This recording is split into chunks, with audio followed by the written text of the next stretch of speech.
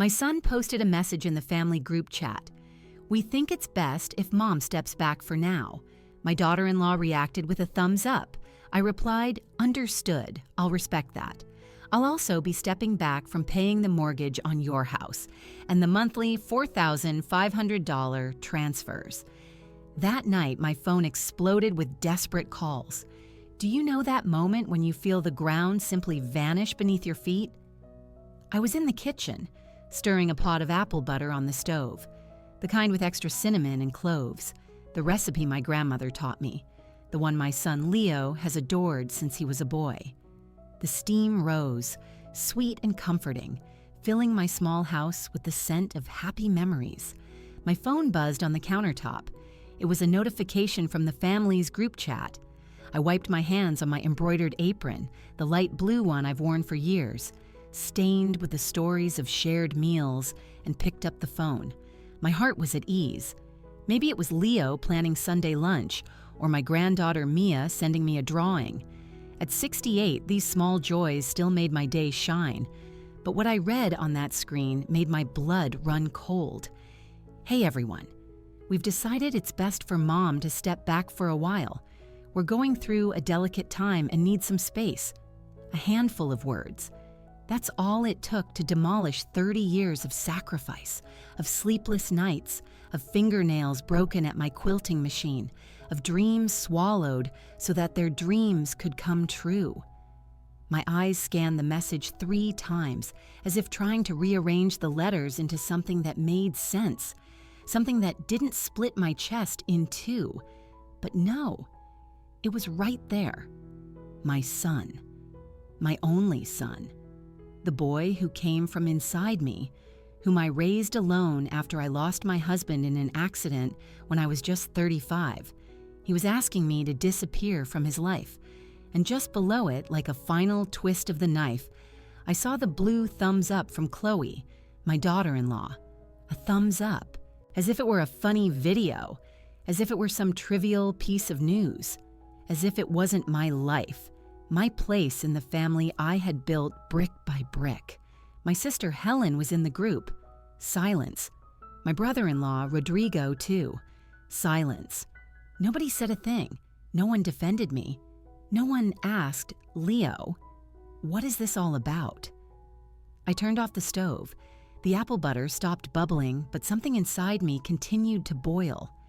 I sat down on a kitchen chair, the dark wooden one I brought from my mother's house when she passed away, and let the phone drop into my lap. How did I get here? I, who worked 16 hours a day as a quilter to pay for his private school. I, who never took a vacation because every dollar was counted to ensure he had everything. I, who could have remarried. Yes, I had offers. I was still young. But I chose not to bring anyone into our home so as not to confuse my boy, so he would grow up knowing he was my absolute priority. Now, at 68, with calloused hands and a back that ached from carrying so much weight, I was being discarded like an old piece of furniture that no longer matched the new decor. But do you know what was worse? It wasn't his words. It was her thumbs up. That tiny, casual, almost automatic gesture, that showed me exactly what I was to them, an inconvenience. I took a deep breath. The scent of the apple butter was still in the air, but now it nauseated me. I thought of all the times I swallowed my opinion so as not to seem controlling, all the times I smiled when Chloe treated me with a chill in her voice, all the times I pretended not to notice I was being excluded, hoping it was just a phase, that things would get better. I picked up the phone again. My hands were shaking, but not from weakness. It was from a cold, lucid anger I had never felt before. I began to type. Each word was a decision, each comma a choice. "Understood, Leo. I will respect your request. And I will also be stepping back from the mortgage payments on your house, from the monthly $4,500 transfers, and from Mia's health insurance premium of $890. I hope you get the space you need. With love, Mom." I hit send. Then I tossed the phone onto the sofa, walked back to the kitchen, and poured all of that apple butter, hours of work, memories of 3 generations, straight into the trash.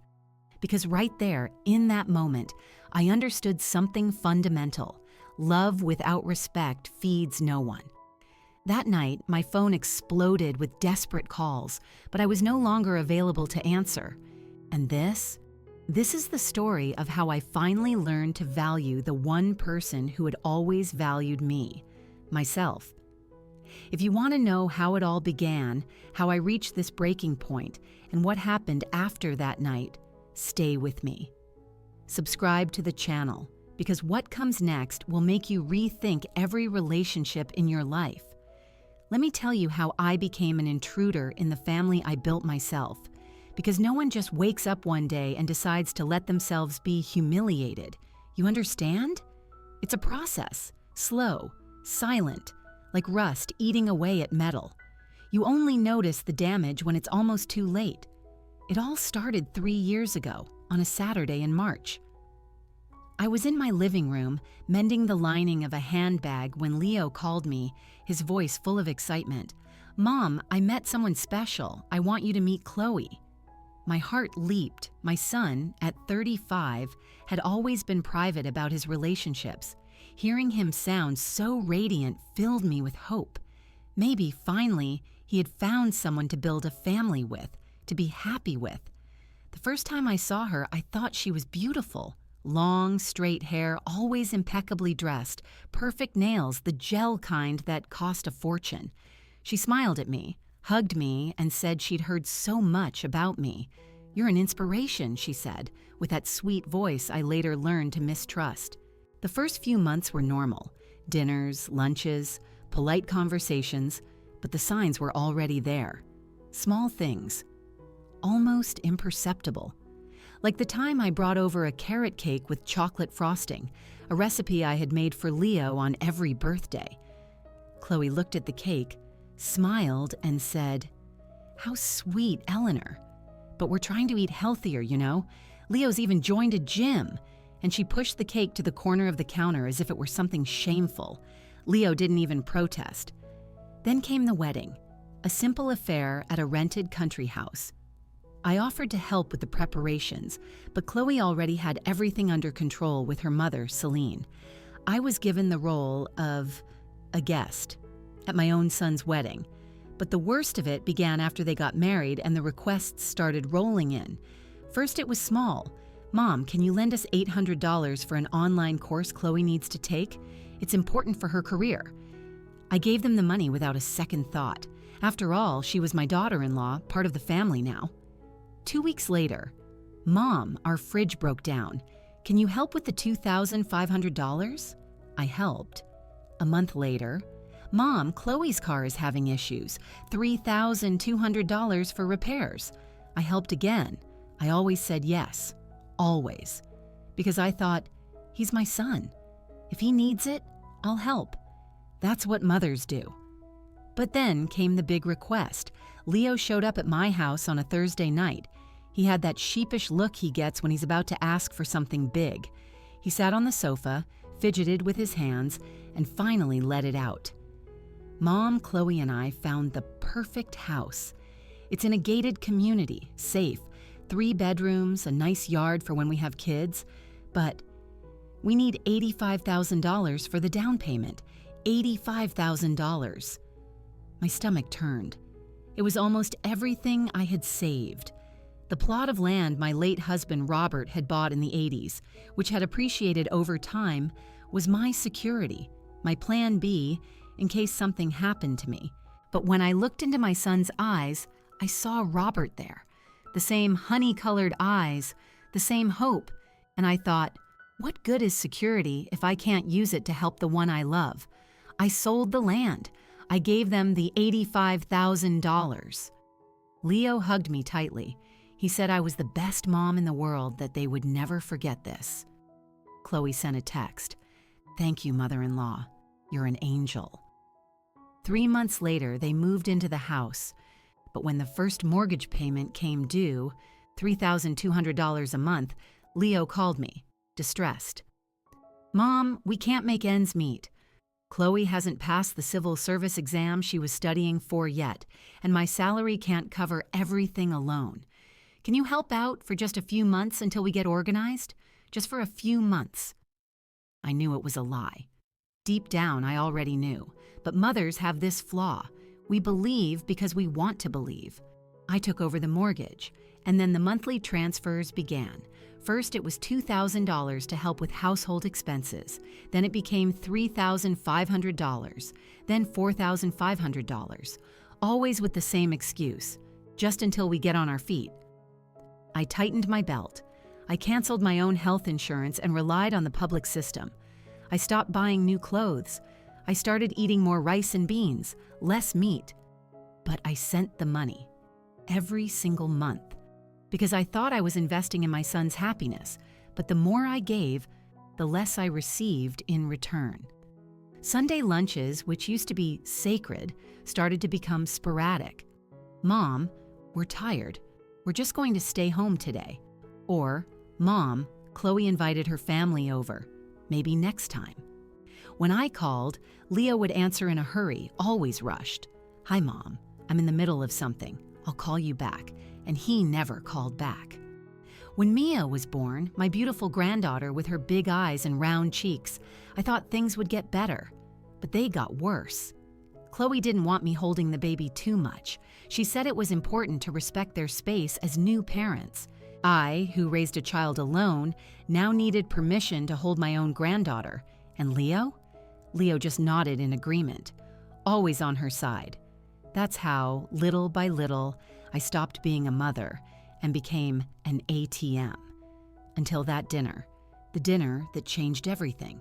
But that, I'll tell you about that in the next part, because what happened that night was the final drop that caused a cup I didn't even know was full to overflow. 3 weeks before that text message destroyed everything, I received an invitation that filled me with hope. The foolish hope of someone who still believes things can get better. Chloe called me on a Tuesday afternoon. Eleanor, we'd like to invite you for dinner here on Saturday. It's been a while since we've really seen each other, right? Her voice was strangely cheerful, almost forced, but I didn't want to be suspicious. It had been 4 months since I had set foot in their house, 4 months since they had become too busy to have me over. So that invitation felt like a truce, a sign that maybe I had been overthinking my fears. I spent the whole week preparing. I had my hair done at the salon, $45 I hadn't planned on spending, but I wanted to look nice. I chose my sea green silk blouse, the one Leo once said looked beautiful on me. I bought a $68 bottle of wine because Chloe was always talking about wines on her social media. And I made a key lime pie. That pie was special. It wasn't just a recipe. It was a living memory. When Leo was 7 and spent 3 days in the hospital with pneumonia, I promised him that when he got out, I'd make him the best key lime pie in the world. I spent the entire afternoon in the tiny kitchen of our old apartment, beating egg whites with a fork because we didn't have a mixer. When he took his first bite, his little eyes lit up. Mom, this is the best thing I've ever eaten. Since then, whenever he was sad, anxious, or just needed comfort, I made that pie. I arrived at their house on Saturday at 7 p.m. sharp. I rang the doorbell, holding the pie with both hands, my heart beating faster than usual. Chloe opened the door in slippers, those pink fluffy ones with a pom-pom. She hadn't even changed. She was wearing sweatpants and a loose t-shirt, her hair in a messy bun. "Oh, hi, Eleanor, come on in." No hug, no genuine smile. I walked in. The house smelled of takeout. Boxes of Chinese food were stacked on the kitchen counter. Chinese food. They had invited me for dinner and ordered takeout. "Sorry, we just ran out of time to cook," Chloe said without looking me in the eye, already heading back to the sofa where she was scrolling on her phone. Leo appeared from the laundry room, drying his hands on a towel. "Hi, Mom." A quick mechanical kiss on the cheek. "Sit down. Make yourself at home." I stood in the living room, still holding the pie and the wine, feeling completely out of place.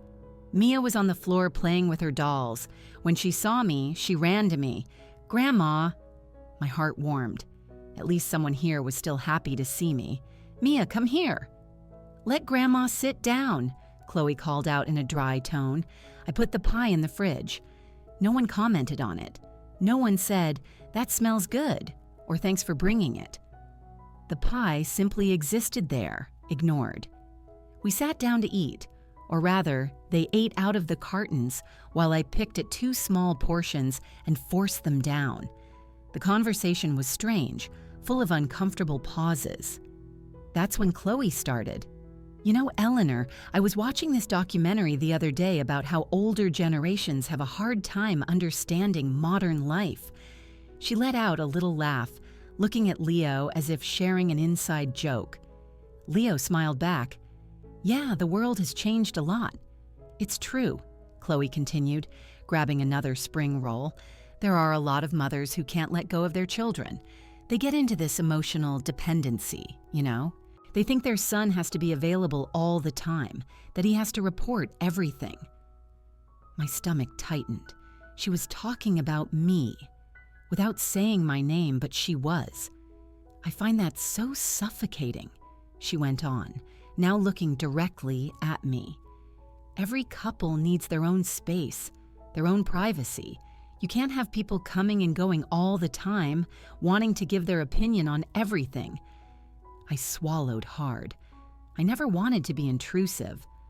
"I'm not talking about you specifically, Eleanor," Chloe cut in with a smile. "It's just a general comment. Just a general comment. But it was about me. Every word was a stone thrown in my direction." Leo remained silent. He didn't defend me. He didn't say, "My mom isn't like that." He just nodded and took more Lo-Mein. The evening dragged on. I tried to play with Mia, but Chloe soon said it was time for the girl to go to bed. I offered to help with the dishes. It was just the takeout containers, but Chloe said it was all taken care of. At 9:30, I got up to leave. No one asked me to stay a little longer.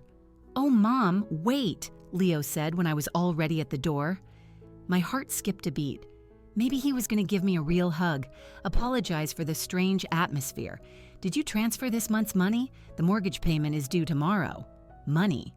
That's all it was about. "I already transferred it on Thursday," I replied, feeling something break inside me. "Oh, great. Thanks. Drive safe." I left that house and got into my car. I didn't cry. Not yet. I just sat there, hands on the steering wheel, looking at that brightly lit house, the house I paid for, and wondering when I had stopped being welcome in it. I drove to my apartment on autopilot. When I got inside, I went straight to the refrigerator. I had saved a slice of the key lime pie for myself. I ate it standing up, alone, in my silent kitchen. And it didn't taste the same anymore. Because I finally understood. It doesn't matter how much you love. It doesn't matter how much you give. If there's no respect on the other side, you're just feeding on crumbs. 2 days later, I would discover something that would turn that pain into a decision. And it happened by overhearing something I was never meant to hear. There are things in life that, once you hear them, you can never unhear. They get etched into your memory like scars that burn every time you remember. What happened that Thursday was exactly that. 2 days after that awful dinner, I woke up with Mia on my mind. My little granddaughter would be turning 6 the following week, and I had spent the entire month quilting a special doll for her. Not just any doll, but a handmade one, with a dress of blue calico with little white flowers, just like the one I wore on my first day of school. I had embroidered her name on the doll's apron, Mia, with love from Grandma Eleanor. I'd also braided the doll's yarn hair and tied it with a red ribbon. Every stitch was a prayer. Every detail was love transformed into thread and fabric. I wanted Mia to have something no store could sell, something made by her grandmother's hands, full of history. I called Leo to let him know I'd be stopping by to drop off the gift. No answer. I tried Chloe's cell. No answer there either. I sent a text. It was read, but there was no reply. I decided to go anyway. It was 2 p.m, the time Mia got home from school. I could just leave the gift and go. I didn't even have to go inside if they were busy. When I arrived, the gate was slightly ajar. The gardener probably forgot to close it. I walked up to the front door, holding the doll wrapped in pink tissue paper. I rang the doorbell. Nothing. I rang again. Silence. But I could hear voices from inside. The TV, maybe. I tried the doorknob. The door was unlocked.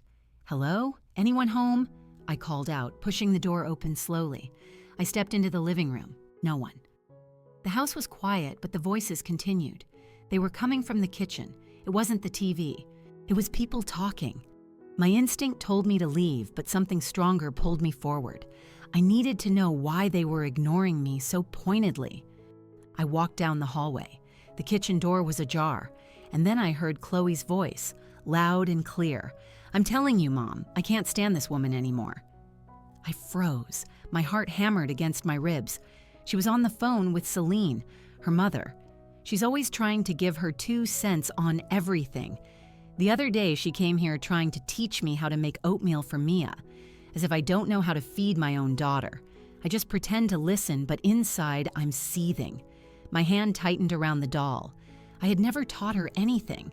I had merely commented once, a single time, that oatmeal was good for a child's digestion because the pediatrician had told me so when Leo was little. And Leo doesn't say anything? Celine's voice echoed from the speakerphone. "Oh, he just does his thing, you know? She's my mom. She's always been like this. We have to be patient." Chloe's voice was dripping with irritation. But patience has a limit. The woman pays for the house, she pays the bills, so she thinks that gives her the right to control our lives. My legs started to tremble. That's when I heard my son's voice. My Leo. "Chloe, hang up. You can finish talking to Celine later. Hang on, I'm almost done. Hey, Mom, I'll call you back." Silence. Then Leo's voice, tired. "You need to be more patient with her. She's alone. We're all she has. That's exactly why she clings to us so much. It's not healthy, Leo. She needs to get a life, find some friends. I don't know, join a seniors group. Seniors group. As if I were a nuisance that needed to be kept busy so I wouldn't bother them." "I know." Leo's voice was weak, without conviction. "You know? Then why don't you do something?" Chloe raised her voice. "I didn't marry you to have a mother-in-law practically living here. It's always, 'I'll bring over some dessert. I'll bring something for Mia. Can I come over on Sunday? Leo, I can't take it anymore." There was a pause that was far too long. "I'll talk to her," Leo finally said. "Talk? What kind of talk? Because the way you talk, she'll be back here in no time." Chloe laughed dryly. "Look, I know she pays for things, okay? I'm not an idiot. But that doesn't give her the right to control our routine. And besides, she's our dead weight, not the other way around. If she didn't have us, what would she do with her life? Sit in that old apartment counting her money? Dead weight." Those 2 words exploded inside my chest like a bomb. Me, who had worked since I was 15. Me, who had raised a son alone. Me, who had sold everything I had to give them comfort. I was dead weight. "Don't talk like that, Chloe." Leo's voice was faint, but he didn't disagree. He just asked her not to talk like that. Not that she was wrong. "I'm telling the truth, and you know it." Chloe opened the fridge. I heard the sound. "We need to do something about this. Either she understands she needs to give us space, or what? Or we'll have to be more direct. Tell her she needs to step away for a bit, for her own good too." I couldn't hear anymore. My vision blurred. I took 2 steps back, my legs wobbly, clutching the doll to my chest like a shield. I left that house the same way I came in, invisible, unwanted, disposable. I got in my car, and only then, with the doors shut, did I break down. I cried like I hadn't cried since Robert's funeral. I cried because it hurts. It hurts in a way no medicine can fix, to discover you mean so little to the person you love so much. The doll was in my lap. That blue calico dress, those little braids, that name embroidered with so much care, Mia, with love from Grandma Eleanor. I took the doll back home. It never reached my granddaughter's hands. And for 3 days, 3 long days, I locked myself in my apartment and let something die inside me. The illusion that I still had a place in that family. But you know what happens when something dies inside you? Sometimes something else is born in its place. And what was born in me was something I never imagined I'd have the courage to feel: clarity. 3 days. I spent 3 days locked in this apartment, not eating right, not sleeping right, unable to do anything but replay those words. She's our dead weight, not the other way around. On the first day, I just cried. I cried until I had no tears left, until my throat ached, until my eyes were so swollen I could barely open them. I ignored Helen's calls. I ignored the messages from my church group. I ignored the entire world. On the second day, the anger came. A dull rage that burned inside me like a forgotten ember. I paced back and forth in my living room, talking to myself, replaying every moment of humiliation, every slight, every time I swallowed my dignity and pretended everything was fine. I picked up Mia's doll, which was still on the table, the one I took and never delivered, and I almost threw it in the trash. But I couldn't, because it wasn't her fault. It wasn't a 6-year-old child's fault that the adults around her had forgotten what gratitude was. On the third day, something shifted. I woke up at 5 in the morning. I had barely slept, but when I opened my eyes, my mind was strangely clear.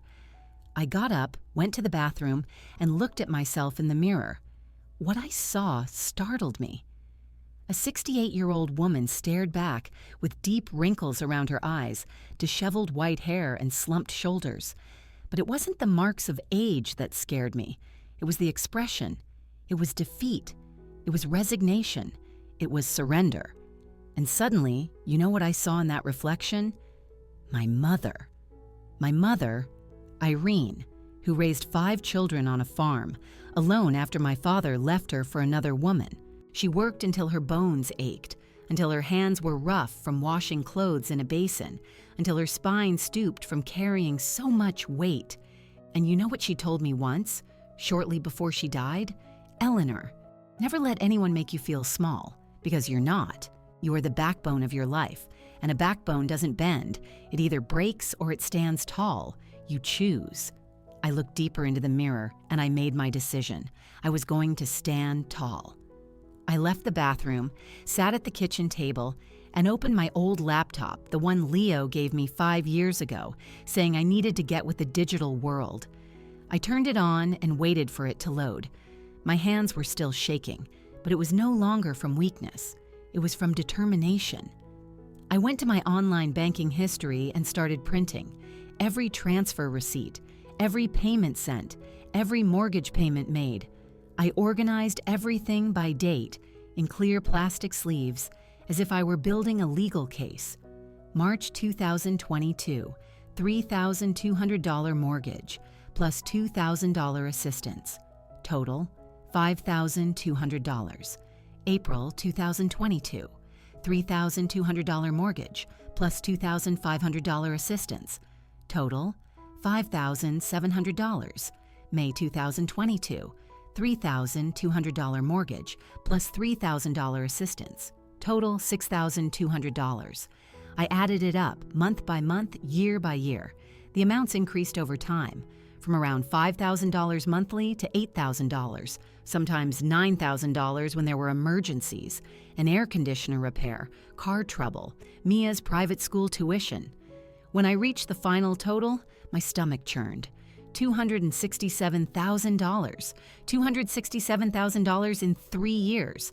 That didn't even count the $85,000 for the down payment. It didn't count the gifts, the clothes I bought for Mia, the lunches I paid for, the small favors that became routine. I printed the complete statement, 42 pages of receipts. I put everything in a blue folder and wrote on the cover in black marker, record of transfers, Eleanor to Leo Chloe, 2022 to 2025. Then I went to my dresser drawer where I keep old documents and pulled out the deed to their house. Because yes, I had a copy. I had paid the down payment after all. I had a right to have it. I read every line. Owners, Leo Evans and Chloe Costa Evans. My name was nowhere to be found. Not as a guarantor, not as a donor, not as anything. Legally, I had no claim on that house, but morally, that house was mine. I picked up the phone and called Mr. Davies, a lawyer I had met years ago when he needed a suit repaired and came to my quilting studio. We had become friends. He always told me, "Eleanor, if you ever need anything, just call. It was time to need something." "Mr. Davies, it's Eleanor. I need a consultation. It's urgent." He saw me in his office that same afternoon. I showed him the receipts, the deed, and I told him the whole story. He listened in silence, his glasses perched on the end of his nose, leafing through the documents carefully. When I finished, he sighed deeply. "Eleanor, legally speaking, you have two options. You can either consider all of this a gift, in which case you can't get it back, or you can file a collections lawsuit claiming they were unpaid loans. But I never made a contract. I never asked them to sign anything. I know, but the receipts are all here. More importantly, is there a history of communication between you?" He looked at me over his glasses. Text messages, emails, voicemails where they asked for the money. I took out my phone. I opened our message thread, and I started scrolling. "Mom, I need some help this month. Things are tight." "Mom, can you deposit another $1,500? An unexpected bill came up. "Mom, thanks for the help. As soon as we're stable, we'll pay you back. We'll pay you back." That promise appeared in at least 10 different messages. Pay you back, pay you back, pay you back. They never paid me back. "Here," I showed Mr. Davies. "They always said they would pay me back." He smiled for the first time. "Then they weren't gifts. They were loans. And loans need to be repaid." I spent the next 2 hours in that office putting together a complete record. Mr. Davies was clear. I could go to court, but it would be long, draining, and painful. Or I could do something more direct. "Just stop paying," he said. "There's no contract forcing you to. The house is in their name, not yours. You can, at any moment, decide you no longer want to support this. And can they do anything? Nothing. Absolutely nothing. The most they can do is try to sue you for breach of a verbal agreement. But with these messages saying they'd pay you back, you have a much stronger case to accuse them of default than they have to accuse you of anything." I left that office with the blue folder under my arm and a certainty in my chest. I wasn't dead weight. I was the foundation, and foundations can be removed. Over the next few days, I got everything organized. I photographed every document. I saved every conversation. I prepared everything as if I were setting up a chessboard, and I was about to make my checkmate, but first I had to wait for their move, because I knew deep in my soul that they would do something. Chloe didn't have patience. She would pressure Leo, and Leo, weak as he always was when it came to her, would cave. I just didn't imagine it would be so soon. 5 days after my meeting with Mr. Davies, my phone buzzed with a notification from the family group chat, and that's when everything changed. I was organizing my sewing box that Thursday afternoon, colorful threads spread across the table, buttons sorted by size, needles being tested one by one. It was a task I did almost in a trance, my fingers working on their own while my mind was far away, planning my next steps. Since talking to Mr. Davies, I had been sleeping better, not because the pain was gone, but because now I had a plan of action. And action is a better cure than any medicine. My phone was on the table, next to a spool of white thread. When it buzzed, I didn't look right away. I thought it was junk mail, or a message from church, or Helen sending me another recipe video she knew I'd never make. But then it buzzed again, and again, and again. I picked up the phone. They were notifications from the Evans family group, the one Leo created when Mia was born, saying it was to keep everyone connected. In practice, it had become a dead space where no one really talked, just sent good morning pictures with flowers and happy birthday messages. I opened the app, and I read, Hey everyone. We've decided it's best for Mom to step back for a while. We're going through a delicate time and need some space. Thanks for understanding. I read it once, twice, 3 times. The words started to dance on the screen. My vision blurred. I felt something strange in my chest. It wasn't pain, it wasn't anger. It was a kind of disbelief mixed with relief. Yes, relief, because they had finally taken off the mask. I scrolled down. Right below Leo's message, a blue thumbs up. Chloe Costa Evans reacted with, as if it were a post about the weather, as if it wasn't the expulsion of his mother, his daughter's grandmother, the woman who was supporting that very house. I looked at the other group members. Helen was there. Rodrigo was there. My cousin, Helene. No one had said a thing, just silence. The cowardly silence of those who see an injustice happen and prefer to pretend it has nothing to do with them. I put the phone back on the table. I took a deep breath. My hands weren't shaking anymore. I stood up. I went to the kitchen. I got a glass of water and drank it slowly. I looked out the window. It was a clear afternoon with few clouds, the kind of day that tricks you into thinking everything is okay with the world, but it wasn't, and it never would be again. Not in the old way. I went back to the table, picked up my phone, and started typing. Every word was a conscious choice. Every comma was a brick being laid in the wall I was building between me and them. Understood, Leo.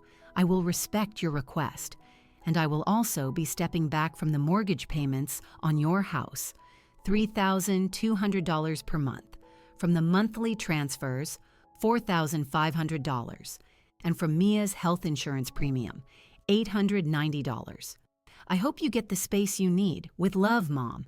I reread it 3 times before hitting send. I wanted to make sure every word was perfect, objective, polite, implacable. I hit send. The double blue check marks appeared almost immediately. Red. I put my phone on silent, turned it face down, and went back to my sewing box. I picked up a blue thread and started threading a needle. My hands were steady. My heart was calm, because for the first time in 3 years I had done something for myself. 15 minutes passed, half an hour. At 7 p.m., I decided to have dinner. I made a simple omelet with cheese and tomato, sat at my little kitchen table, and ate in peace, chewing slowly, savoring every bite. I didn't turn on the TV. I didn't play music, just the silence. And that silence, for the first time in a long time, wasn't heavy with loneliness. It was light with freedom. At 9:30, I went to take a shower. I left my phone in the living room, still face down. I took my time in the shower, letting the hot water wash away not just the day's grime, but 3 years of accumulated humiliation. When I got out, I dried myself slowly. I put lotion on my hands, the lavender kind I always bought but rarely used because I had to save money, and I put on my most comfortable pajamas. It was almost 11 p.m. when I went back to the living room, and that's when I saw it. The phone was vibrating, literally vibrating on the table, scooting sideways with so many notifications arriving at once. The screen lit up and went dark, lit up and went dark, like a heart in a panic. I picked up the phone. 47 missed calls. 23 from Leo. 15 from Chloe. 9 from an unknown number. Probably them calling from another phone when they realized I wasn't answering. And the messages. My God, the messages. Leo, 11:47 p.m. Mom, I need to talk to you. Urgent. Leo, 11:49 p.m. Mom, please pick up. Leo, 11:52 p.m. Mom, don't do this. Leo, 11:55 p.m. Mom, I didn't mean it like that. Leo, 11:58 p.m. We need to talk. This was a misunderstanding. Then came Chloe's. Chloe, 12:03 a.m. Eleanor, I think there's been a misunderstanding. Chloe, 12:08 a.m. We just asked for some time. It wasn't for you to stop helping. Chloe, 12:15 a.m. We can talk with Leo tomorrow. Calmly, more from Leo, 12:22 AM, Mom, for the love of God, answer the phone, 12:31. AM, Mom, we can't pay the mortgage without your help. 12:44. AM, please don't do this to us. I sat on the sofa and read every message one by one, without rushing, savoring the sweet and bitter taste of that moment. Sweet because finally, they were feeling the weight of reality.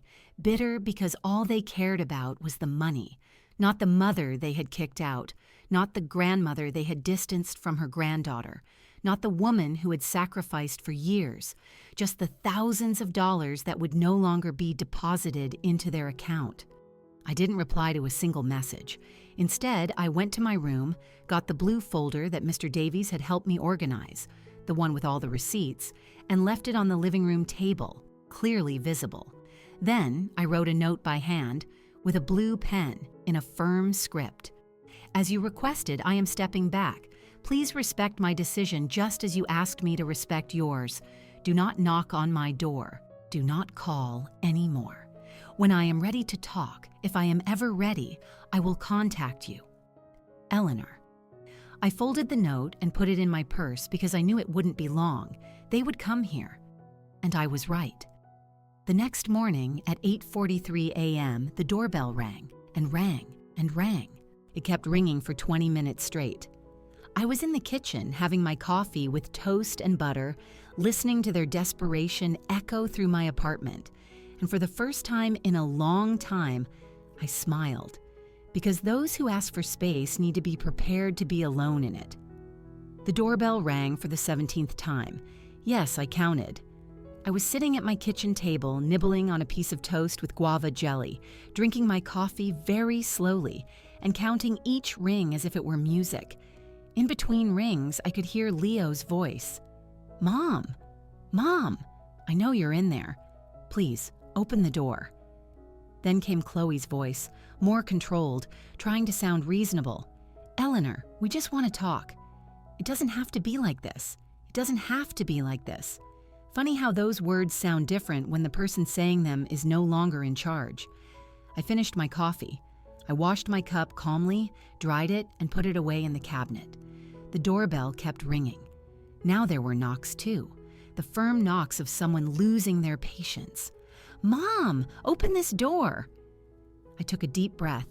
I grabbed the note I had written the night before, left my apartment through the kitchen door that leads to the service area, went down the fire escape, and walked around to the front. When I got to the front door, I slipped the note underneath it, very slowly. On the other side, I heard a sudden silence. They had seen it. I went back up the fire escape, entered the same way, and locked everything. I went to my room, turned on the fan, it was a hot day, and lay down. I stayed in bed with a book Helen had lent me months ago that I'd never had time to read. The knocking continued for another 10 minutes, then it stopped. I heard muffled voices outside, an argument, Chloe saying something angrily, Leo responding. Then, footsteps moving away. Silence. I didn't leave my room for the rest of the morning. I read 40 pages of the book, napped a little, woke up with the sun streaming through the window and felt strangely good, as if a weight had been lifted from my shoulders. In the afternoon, the phone started up again. Messages. Lots of messages. Leo, 2:15 p.m. Mom, I read your note, but we need to talk. It's urgent. Leo, 2:32 p.m. Mom, the mortgage payment is due on Monday. If we don't pay it, the bank will start charging interest. Leo, 3:01 p.m. Mom, please. I know you're upset, but don't let the situation get worse. And then came Chloe's in a pathetic attempt to be conciliatory. Chloe, 3:28 p.m. Eleanor, I'm sorry if you were offended by Leo's message. That wasn't the intention. We're going through some problems here, and it just came out wrong. Chloe, 3:45 p.m. Let's schedule a lunch. Talk calmly? I'm sure we can sort this out. Sort this out. As if it were just a misunderstanding. As if 3 years of disrespect could be sorted out with a lunch. I didn't reply. On Saturday morning, Helen showed up. She didn't call first. She just rang the doorbell and yelled, Eleanor, it's me, open up. I knew it was her by her voice. Helen has always been direct, no nonsense. I opened the door. She came in like a hurricane wearing flip-flops, her hair in a ponytail, carrying a bag of still warm cheese bread. I came to have coffee with you, and I want to know everything. She walked right past me and into the kitchen, put the water on to boil. I brought the good coffee too. We sat at the little table. While we ate, I told her everything. From the horrible dinner to the conversation I overheard to the message in the group and my response. Helen listened in silence, chewing slowly, her eyes fixed on me. When I finished, she wiped her mouth with a napkin and said, "You did the right thing." My chest tightened. I didn't know I needed to hear that until I heard it. Really? Really? Eleanor, I've watched you fade away these last few years. I watched you become a shadow of yourself, chasing after crumbs of affection from that boy, a boy you raised, and I didn't say anything because... She sighed, because I thought it wasn't my fight, but it was. I should have shaken you a long time ago. They're desperate, I murmured. And they're going to get even more so, Helen said, taking another piece of cheese bread, because now they're going to have to be real adults, pay their own bills, take responsibility for their own choices. And you know what I think? It's going to be the best thing you could have ever done for them. It doesn't feel like it. It never does at the beginning. She looked at me with the seriousness only an older sister has. But in a while, when the dust settles, maybe, just maybe, they'll understand the caliber of woman you are. Helen stayed with me for the rest of the morning. We watched a bad movie on TV. We laughed at silly things. We ate fudge straight from the pan. And for the first time in months, I felt light. When she left in the afternoon, she hugged me tightly and whispered in my ear, "Don't back down, Eleanor. Promise. I promise." But the truth was, I still didn't know if I could keep that promise, because as firm as my mind was, my heart was still bleeding. On Sunday, they tried again. This time, they sent Mia. I heard her little voice over the intercom. "Grandma." "It's me, Mia. Daddy said you're sad. I brought you a drawing." My heart shattered. I pressed the button. "Hi, my love. Grandma isn't feeling well today, okay? But I love that you made me a drawing. Ask Daddy to bring you by another day. Are you sick, Grandma?" I closed my eyes. "No, sweetie, just tired. But Grandma will be better soon." "Okay, I love you. I love you too, Mia, more than anything." I released the button and collapsed onto the floor, crying. Because there are things we do that are right, but that hurt as if they're wrong. And pushing my granddaughter away, even knowing it was her parents' fault, not mine, was one of those things. But I couldn't give in. Not now. Not after coming this far. On Monday, the mortgage payment was due. And that night, Leo sent me the longest message I'd ever received from him. "Mom, the payment was due. We have no way to pay it. I tried to get a loan from the bank and they didn't approve it.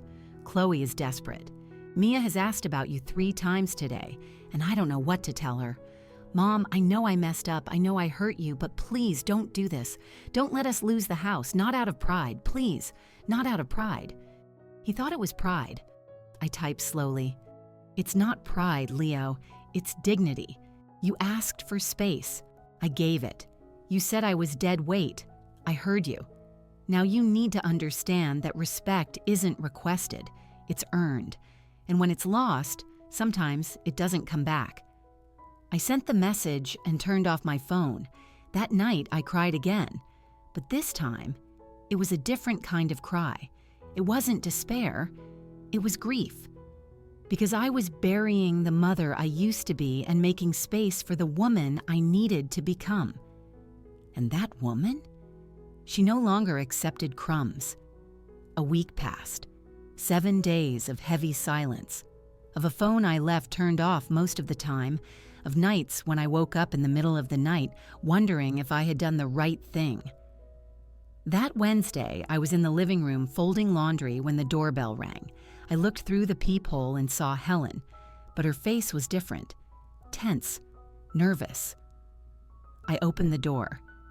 "We need to talk," she said. walking in without waiting for an invitation. And you're not going to like what I have to tell you. My stomach turned.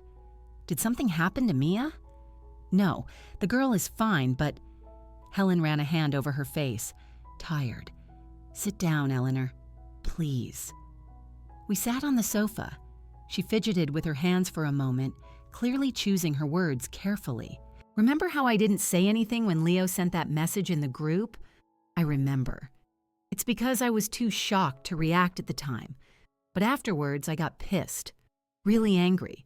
So, last Friday, I called Chloe. Helen looked me straight in the eye. I wanted to understand what the hell had happened for them to do that to you.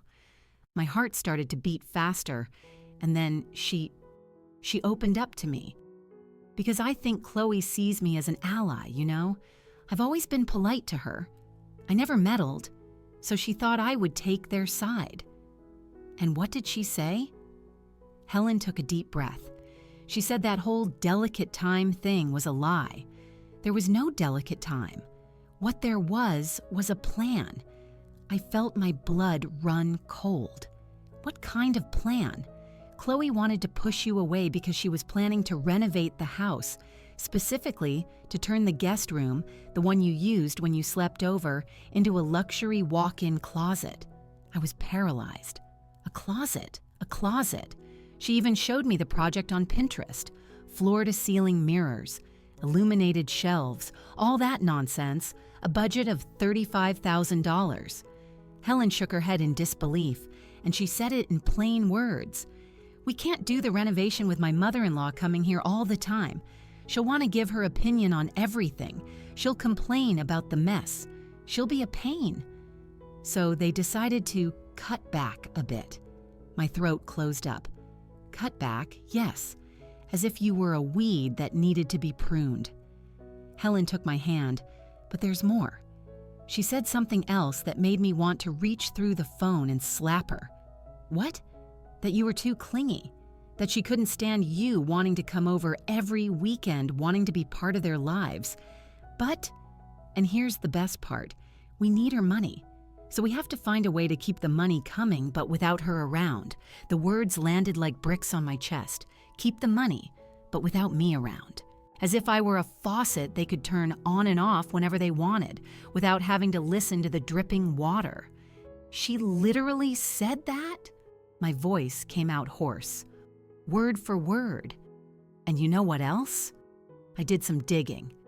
Helen pulled her phone out of her purse and started scrolling, because something wasn't adding up. They said things were tight, that there was no money, but Chloe is constantly posting pictures at expensive restaurants with new clothes, a fresh manicure. She turned the phone towards me. It was Chloe's Instagram, a picture of a table full of sushi. Celebrating Friday, the caption read. She scrolled more, another picture. Chloe with a designer handbag smiling, a little gift for myself, another one. Her and Leo at a bar, colorful drinks on the table. Date night is sacred. This is all from the last 2 months, Helen said. While they were crying poverty to you, look at what they were doing. I started adding it up mentally. That sushi restaurant? At least $400 for 2 people. The handbag? I recognized the brand. It wouldn't be less than $2,500. The constant nights out? Each one easily cost $600, $800. They were blowing the money I sent, I whispered. Exactly. And there's more. Helen showed me another photo.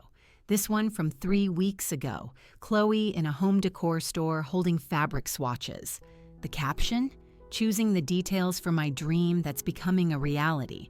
The closet, I said. The closet? She was already planning that damn closet, even before kicking you out. Helen, how did you find all this out? Because I paid attention to what she didn't say, Helen put her phone away.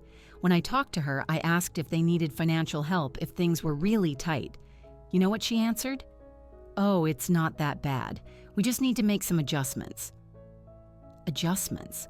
The woman who, according to Leo, couldn't even pay the mortgage, said it was just an adjustment. My blood boiled. It was all planned. It wasn't a moment of anger. It wasn't stress. It was calculated, coldly calculated. There's one more thing, Helen said hesitantly, and this one is going to hurt. Tell me." Leo, he knew about everything from the beginning. She sighed. Chloe let it slip. She said she talked to Leo and he agreed they needed space. She used they, Eleanor, both of them, together. My son. My son whom I raised alone, whom I clothed, fed, put through school, for whom I sacrificed everything. He was in on it. He knew it was a lie.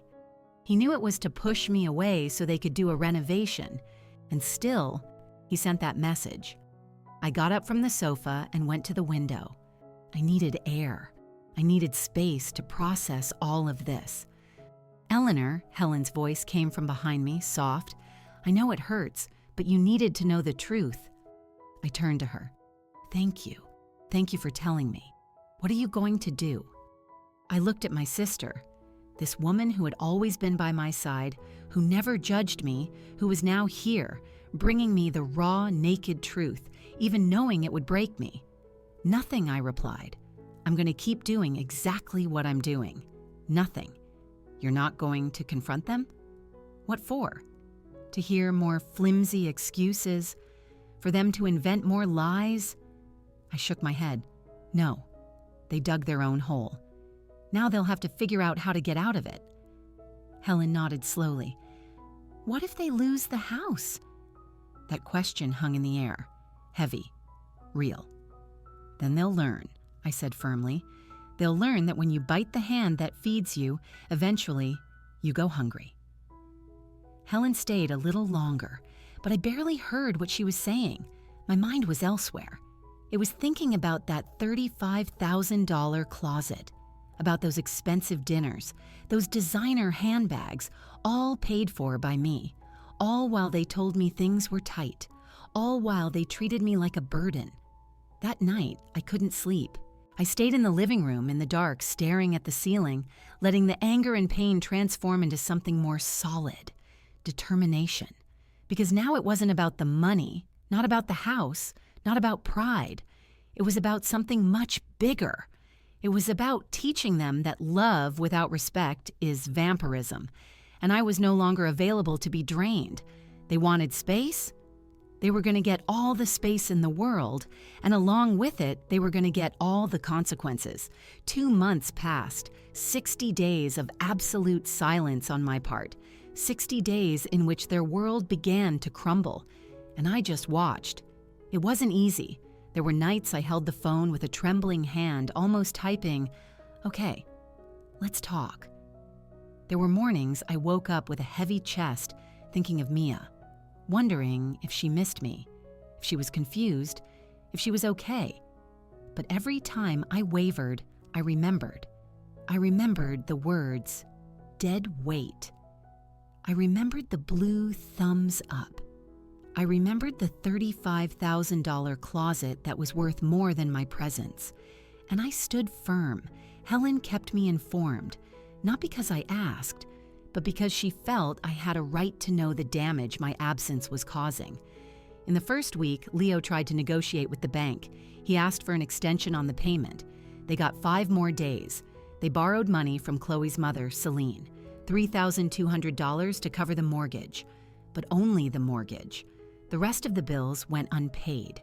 In the second week, their cable TV was cut off, then Chloe's gym membership, then the dinners out. In the third week, the bank denied Leo's loan application, a compromised credit history, they said. Chloe tried to pay her credit card bill in installments and discovered it was maxed out. They started fighting. Helen heard through one of Chloe's cousins that they were in crisis. Well, let them have a taste of the crisis I had lived through for 3 years, squeezing myself dry to support their comfortable life. In the fourth week, they couldn't pay the second mortgage installment. The bank sent a notice. 1 more missed payment and foreclosure proceedings would begin. That's when Leo showed up here again. It was a Saturday afternoon, almost 3 o'clock. I was reading on the balcony when the doorbell rang. 3 short, hesitant rings. I looked through the peephole. It was him. Alone, without Chloe. And what I saw shocked me. My son, always so well dressed, always in pressed clothes and with his hair in place, was a wreck. deep dark circles under his eyes, a scruffy beard, a wrinkled shirt. He looked like he had aged 10 years in 2 months. Something moved inside me. That mother's instinct, that ancient, profound thing that wants to protect, to embrace, to fix. But I didn't open the door. I stood there on the other side, watching through the distorted glass of the peephole as he waited. He rang again, then he rested his forehead against the door. "Mom, I know you're there. Please, just listen to me." Silence. I screwed everything up. I know I did. I have no excuse. His voice was broken, hoarse. "Chloe, we're not okay. She's blaming me. I'm blaming her. And in the middle of it all is Mia, asking why Grandma doesn't come over anymore."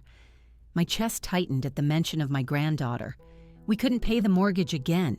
The bank is going to foreclose on the house, Mom. We're going to lose everything.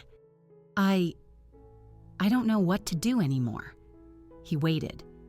I remained silent. "I know I have no right to ask for anything.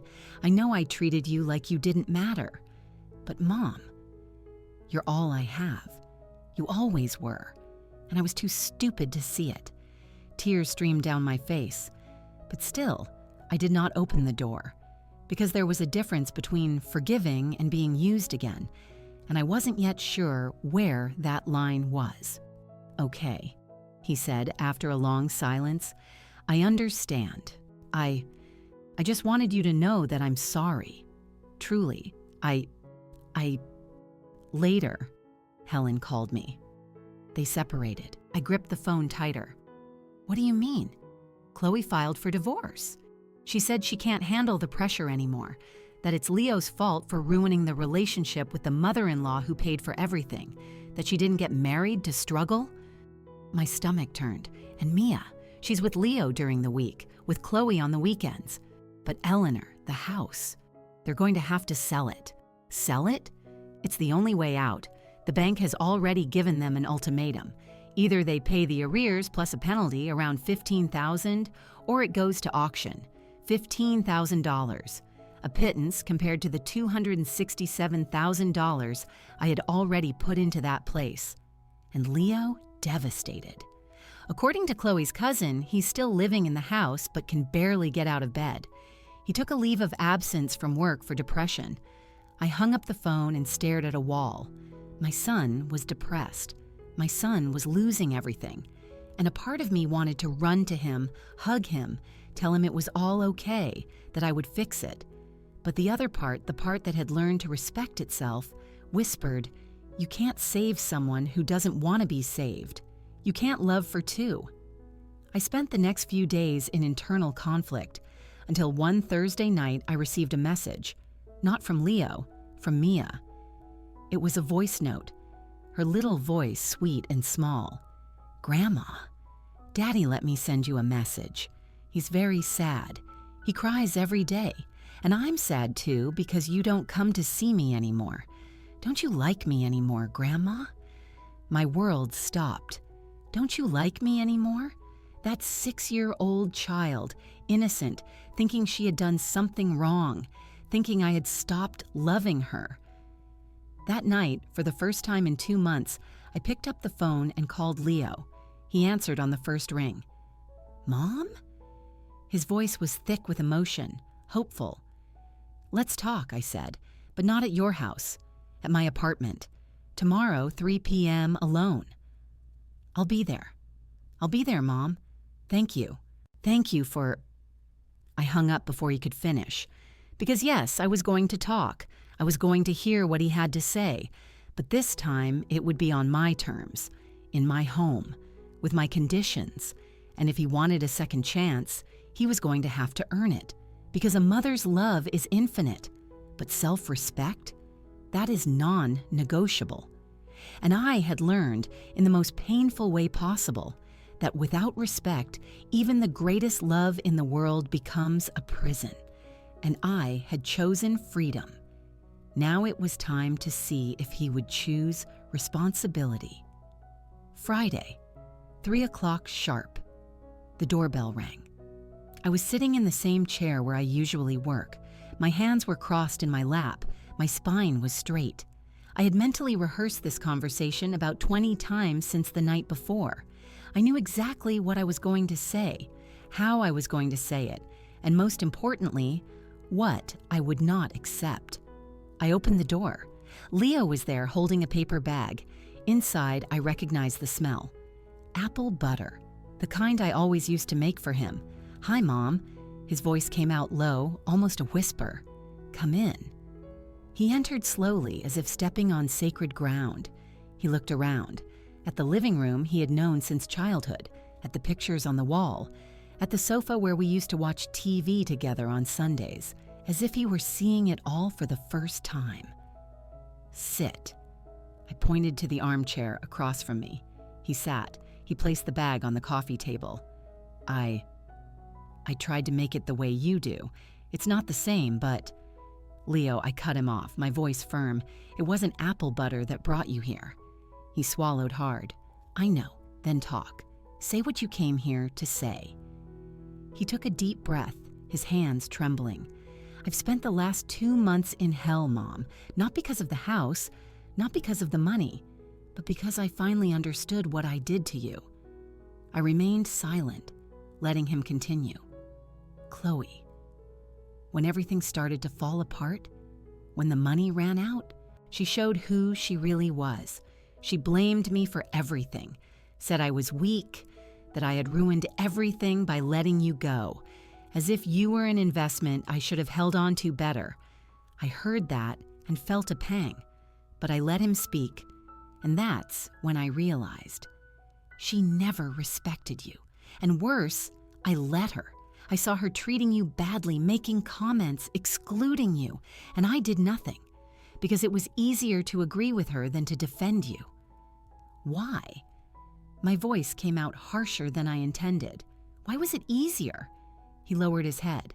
"Because I'm a coward, Mom. I always have been. You raised a weak man, or rather, you raised a strong man, but I chose to be weak." Those words hung in the air between us. When we sent that message in the group, I thought I was being mature, setting boundaries, creating independence. But the truth is, I was just being cruel and convenient. He finally looked me in the eyes, because it was easier to push you away than to confront Chloe. "And the closet?" I asked. "The $35,000 you were going to spend while you were telling me things were tight?" His face turned pale. "You know?" "I know everything, Leo, about the renovation, the expensive restaurants, the designer bags. I know you blew the money I sent while you were playing me for a fool." He covered his face with his hands, and he began to cry. Not the restrained weeping of a grown man. It was the sobbing of a child, wrenching, desperate. "I'm so sorry, Mom. I am so, so sorry." A part of me wanted to get up, to hug him, to say it was okay. But the other part, the part that had learned to value itself, held me firmly in that chair.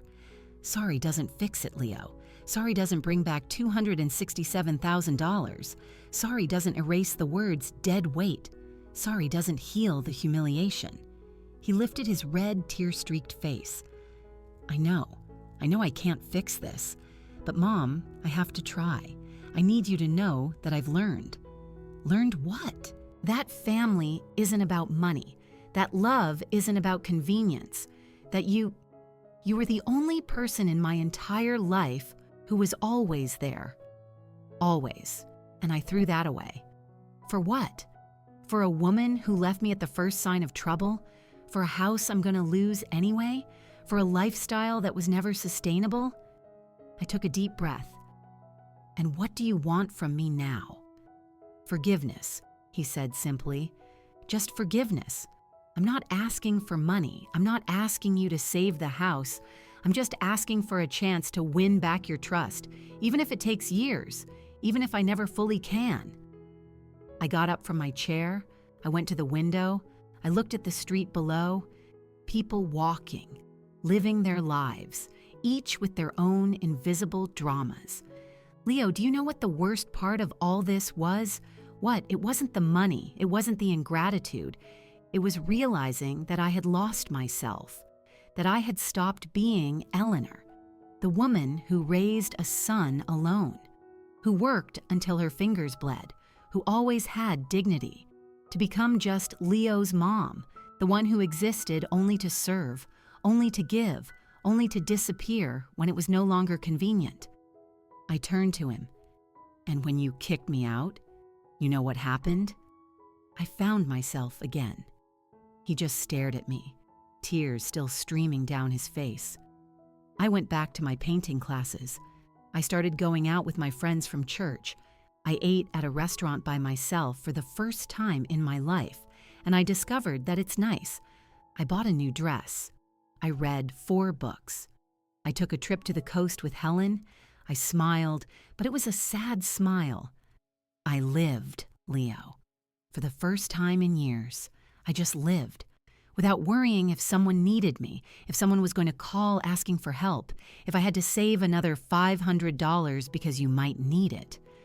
Mom, I forgive you, I said. And I saw relief flood his face.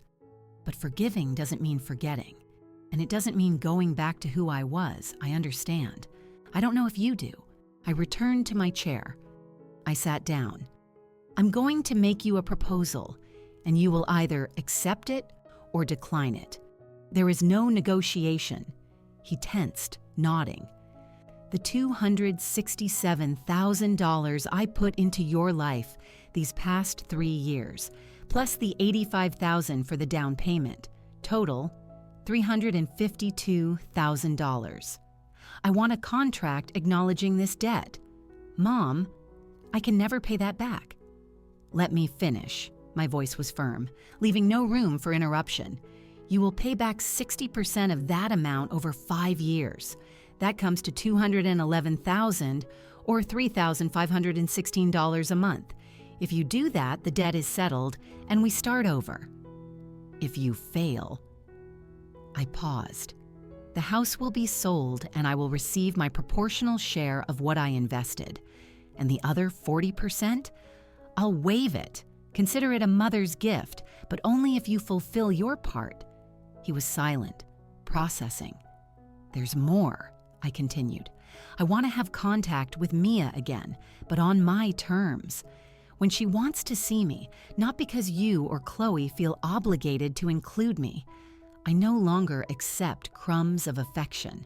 She loves you, Mom. Really. She asks about you every day. Then let me love her, too, without interference, without control. Done. And lastly, I took a deep breath. I will not support your life anymore. Not ever again. You are a 38-year-old man, Leo. It's time you learn to stand on your own 2 feet. If you need help, real help, a medical emergency, something like that, I will be here. But dinners out, expensive handbags, luxury closets, you pay for those with your own money. He nodded, swallowing hard. I accept. All conditions. Good. On Monday, you will go to Mr. Davies, my lawyer. He already has everything prepared. You sign the contract and we move forward. Leo stood up slowly. He looked exhausted, but also relieved, as if a weight had been lifted from his shoulders. Can I hug you, Mom? I hesitated, because a part of me was still hurt, still bleeding, but I stood up and opened my arms. He hugged me like he hadn't since he was a child, tight, desperate, as if clinging to a lifesaver. I'll do it right this time, he whispered in my ear. I swear I will. I hope so, I replied, because this is your last chance. 6 months have passed since that conversation. Leo signed the contract. He sold the house. He couldn't keep it, as expected. With the money from the sale, he paid off a large portion of the debt to me, $140,000. The rest he's paying in monthly installments of $2,500. He's been late a few times, but he's paying. He moved into a smaller, simpler apartment. Mia stays with him during the week and seems happier, actually. Less tension, fewer fights. Chloe vanished. I heard she remarried. Someone with money, obviously. Leo and I? We have lunch once a month. He calls me every week to see how I'm doing. He never asks for money. Sometimes he asks for advice, and I give it when I feel like it. Mia?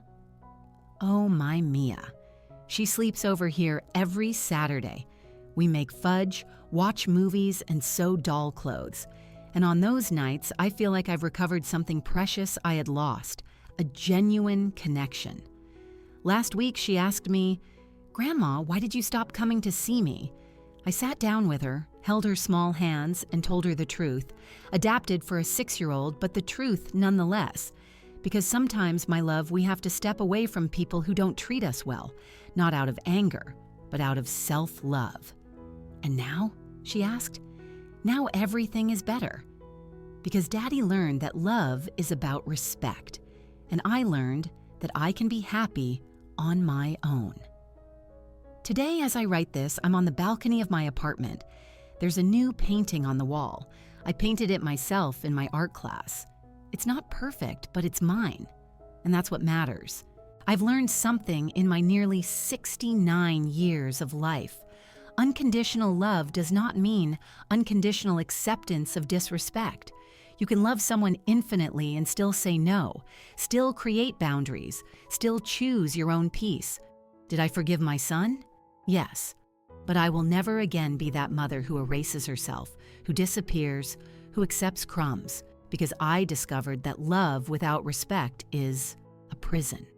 And I chose freedom. If this story touched your heart, if you've ever felt invisible in your own family, if you've ever had to choose between loving someone and loving yourself, leave a comment below. Let me know where you're watching from, and tell me, have you ever had to set a boundary in the name of your own self-respect?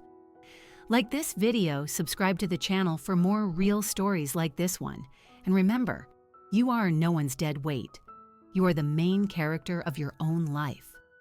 Take care, and until the next story.